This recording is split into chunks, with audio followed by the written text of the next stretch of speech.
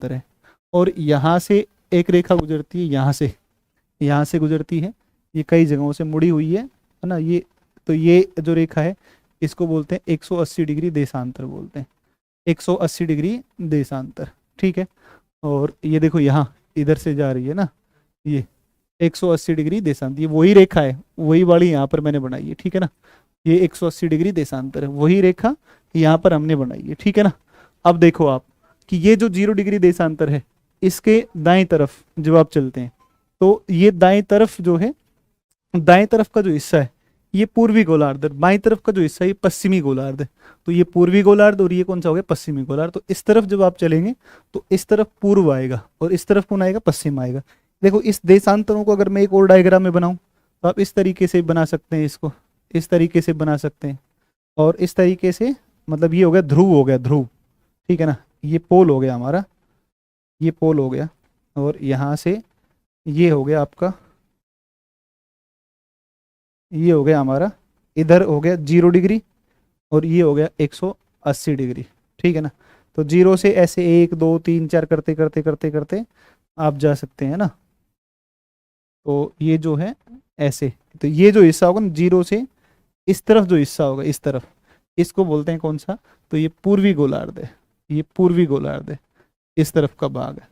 और ये जो इधर का भाग है, देखो 0 से इस तरफ दाएं तरफ 180, ये पूर्वी गोलार्ध, और 0 से बाएं तरफ ये जो है ये कौन सा है, ये आपका आएगा पश्चिमी गोलार्ध आएगा, पश्चिमी गोलार्ध आएगा, ठीक है ना। तो ये पश्चिमी गोलार्ध है और ये पूर्वी गोलार्ध है, ठीक है। और भारत की जो लोकेशन है, इंडिया की जो लोकेशन है, वो इंडिया की लोकेशन को अब आप आराम से समझ सकते हैं, बिना रटे समझ सकते हैं। अब आपको बहुत बताने की आवश्यकता नहीं है, ठीक है। अब अगर आप अपने भारत को देखोगे तो भारत को देखोगे तो इक्वेटर से ऊपर की तरफ है, इसका मतलब सीधा सा मतलब हो गया कि कौन सा गोलार्ध है, उत्तरी गोलार्ध है। और अगर आप बात करोगे कि यहाँ से इस 0 डिग्री देशांतर से दाएं तरफ है, तो यहाँ से देखोगे तो फिर कौन सा आएगा, तो यहाँ पूर्वी गोलार्ध है। तो यहाँ से देखोगे तो ये कौन सा है, तो ये पूर्वी गोलार्ध है। तो इसका मतलब बड़ा सीधा सा मतलब है, इसका बड़ा सीधा सा मतलब है कि भारत की अवस्थिति, इस भारत की अवस्थिति इस विश्व के संदर्भ में, संपूर्ण विश्व के सापेक्ष अगर देखोगे तो संपूर्ण विश्व में भारत की अवस्थिति जिस गोलार्ध में आएगी, ये गोलार्ध दोस्तों कौन सा है, तो ये है उत्तरी पूर्वी गोलार्ध, ठीक है। ये है उत्तरी पूर्वी गोलार्ध है, ये उत्तरी पूर्वी गोलार्ध है, ये लो सर। और एशिया के संदर्भ में अब आपको बताने की जरूरत ही नहीं है, ये पूरा एशिया है, एशिया का उत्तरी भाग, एशिया का दक्षिणी भाग, एशिया का पूर्वी भाग, एशिया का पश्चिमी भाग। तो एशिया कहाँ है, दक्षिण में। तो कुल मिलाकर के आप कहोगे एशिया के संदर्भ में बात करेंगे तो ये कौन सा एशिया आएगा, ये आपका आएगा दक्षिणी एशिया आ जाएगा, ठीक है। तो ये आपका आएगा कौन सा, दक्षिणी एशिया, ये दक्षिणी एशिया आ जाएगा और ये दक्षिणी एशिया है। बात आई समझ में। अब मुझे उम्मीद है सभी को समझ में आ गया होगा ना, सभी को समझ में आ गया होगा।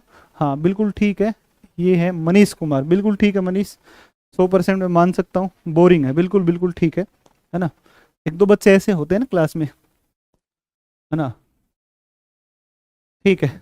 एक दो बच्चे होते हैं बदमाश बच्चे, उनका मतलब होता है कि सिर्फ पर्पज होता है क्लास में शरारत करना ना। तो शरारती टाइप के, उद्यमी टाइप के बच्चे हैं ना एक आध, एक दो बच्चों को मैं कमेंट देख रहा हूँ, ठीक है।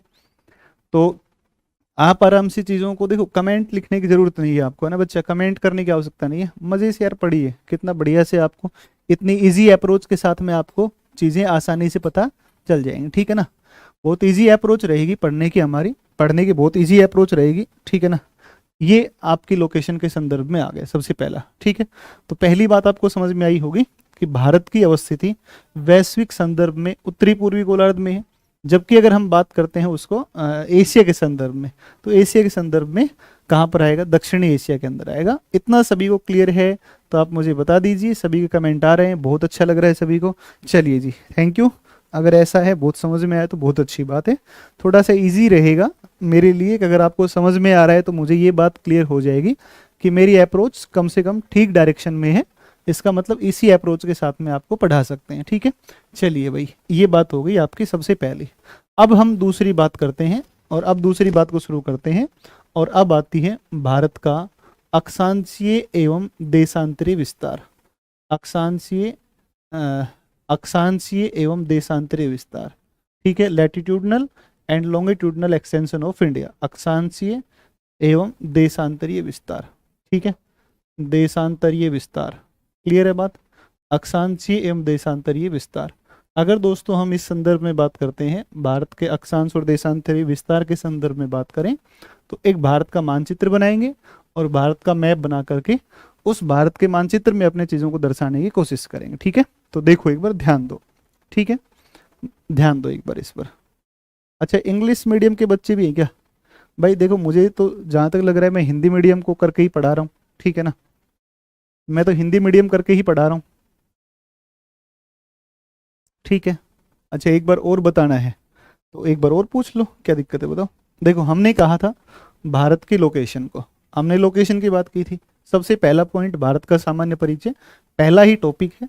और सबसे पहले टॉपिक में इंट्रोडक्शन में हमने क्या कहा था, भारत की अवस्थिति या लोकेशन के बारे में कहा था। अगर हम लोकेशन की बात करें तो देखो, विश्व में जो लोकेशन है, और एक किस में लोकेशन देखेंगे, एशिया में कहाँ पर है, तो विश्व में उत्तरी पूर्वी गोलार्ध, नॉर्थ ईस्ट हेमिस्फीयर है, नॉर्थ ईस्ट हेमिस्फीयर है। ठीक है ना, नॉर्थ ईस्ट हेमिस्फीयर है। और अगर आप देखोगे तो एशिया में कहाँ पर है, तो ये कहाँ पर आएगा, तो ये साउथ एशिया में आएगा। तो देखो नॉर्थ ईस्ट में कैसे है, देखो हमने कहा कि ये सर विश्व का मानचित्र है। इस विश्व में पूरे विश्व को दो भागों में बांटती है, और दो भागों में बांटने वाली अक्षांश रेखा का नाम क्या है, 0 डिग्री अक्षांश, या फिर इसको हम कहते हैं भूमध्य रेखा, विषुवत रेखा या इक्वेटर बोलते हैं। इसके ऊपर का जो भाग है उत्तरी गोलार्ध कहा जाता है, इसके नीचे का भाग इसको दक्षिणी गोलार्ध कहा जाता है। क्योंकि भारत की अवस्थिति कौन से गोलार्ध में है, ऊपर की तरफ है, इसके ऊपर है, इसका मतलब भारत कहाँ पर है, उत्तरी गोलार्ध में है। फिर हमने कहा सर एक 0 डिग्री देशांतर है, 0 डिग्री देशांतर, और ये कितना है, 180 देशांतर है। इसको पूर्वी गोलार्ध, और ये कौन सा है, पश्चिमी गोलार्ध। उत्तरी अमेरिका बताओ पूर्व में है कि पश्चिम में है, तो पश्चिम में है। दक्षिण अमेरिका पूर्व में है कि पश्चिम में है, पश्चिम में है। लेकिन भारत कहाँ पर है बताओ, पूर्व में है कि पश्चिम में है, तो भारत कहाँ पर है, पूर्व में है। अक्षांशीय दृष्टि से उत्तरी है, देशांतरीय दृष्टि से कौन सा है, पूर्वी है। इसका मतलब भारत की अवस्थिति उत्तरी पूर्वी गोलार्ध में है। तो इस तरीके से हमने भारत की लोकेशन को देखने की कोशिश की है। ठीक है, दूसरी बात करते हैं दोस्तों, तो दूसरी बात ये आती है कि एशिया में कहाँ पर है, एशिया कहाँ पर, ये एशिया है, एशिया के दक्षिणी भाग में, तो एशिया के संदर्भ में दक्षिणी आएगा। ठीक है, चलिए ये बात आपकी यहाँ तक हो गई है। इसके बाद में चलते हैं, फिर अब दूसरी बात पर आए थे हम, भारत का अक्षांशीय और देशांतरीय विस्तार। ठीक है, अब एक भारत का मानचित्र लेते हैं। अगर इस भारत के मानचित्र में बात करें तो देखो, भारत के मानचित्र में अपन पढ़ लेते हैं ना, भारत के मानचित्र में देख लेंगे। ठीक है, ठीक है, देखो एक बार भारत के मैप में देखो सारी चीजों को। अच्छा, ये पर्वत, इस पर्वत का नाम यूराल पर्वत था, इसका नाम मैंने बोला था यूरा। अरे भाई ये पूरा सब कुछ पढ़ाया जाएगा है ना। अब आप सोचो एक ही क्लास में जान ले लो मास्टर की, तो वो तो संभव नहीं है ना।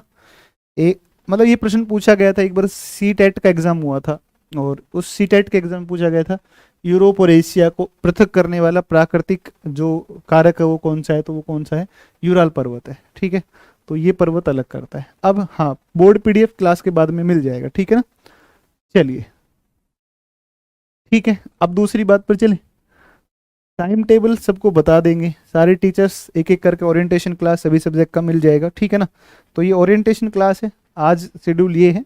फाइनली सारे ओरिएंटेशन क्लास जब हो जाएंगे उसके बाद में आपका शेड्यूल जारी हो जाएगा कि शेड्यूल ये ही रहेगा। ठीक है ना, तो अब चूंकि शुरुआत हुई है तो धीरे धीरे धीरे धीरे मतलब विद इन 1 2 और 3 डेज में आपका सारा शेड्यूल वगैरह, सारी ओरिएंटेशन क्लासें, वो सब चीज़ें आपको मिल जाएंगी। ठीक है, सो प्लीज़ आराम से चीज़ों को पढ़ने की कोशिश करो। अब हम भारत को देख लेते हैं, भारत को पढ़ते हैं कि भारत का विस्तार क्या है। अगर हम भारत की बात करें तो यहाँ से आप देखेंगे तो यहाँ से आपको दिखेगा, ये आपको जम्मू कश्मीर वाला हिस्सा दिखेगा। ठीक है ना, ठीक है, ये जम्मू कश्मीर का दिखेगा। फिर यहाँ से आप चलोगे तो, ठीक है ना, ये दिखेगा आपको। यहाँ से आप देखोगे तो, यहाँ से आप देखोगे तो यहाँ से आपको दिखेगा, और ये जो है ये आपको लद्दाख दिखेगा। और यहाँ से जब आप चलेंगे तो ये सिक्किम है, भूटान है। ठीक है, ये भूटान है। और ये जो है यहाँ से आपका नॉर्थ ईस्ट है। ठीक है, नॉर्थ ईस्ट है। और यहाँ नीचे की तरफ आप आओगे तो ये आपको साउथ इंडिया मिलेगा यहाँ से। ठीक है, यहाँ से आप जब चलेंगे तो नीचे का सही नहीं बना डायग्राम।